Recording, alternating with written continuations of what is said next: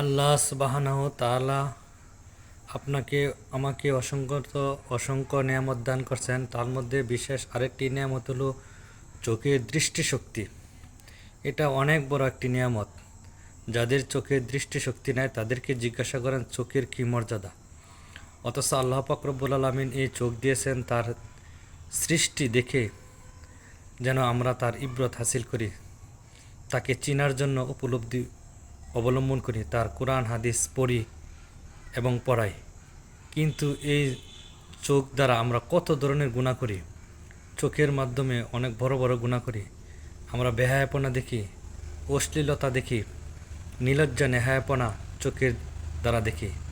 চোখ এমন একটা জিনিস, এমন একটা নিয়ামত, সেই নিয়ামতটাকে আমরা নিয়ামতের কদর করি না। চোখ দ্বারা ভালো কিছু না দেখে অনেক সময় খারাপ কিছু দেখি। আর চোখের মাধ্যমে গুনার উপলব্ধিটা বেশি হয়।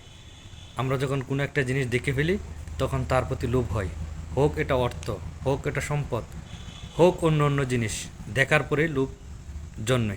এই জন্য চোখের দৃষ্টি যেন আমরা ভালো কাজের দিকে ধাবিত করতে পারি।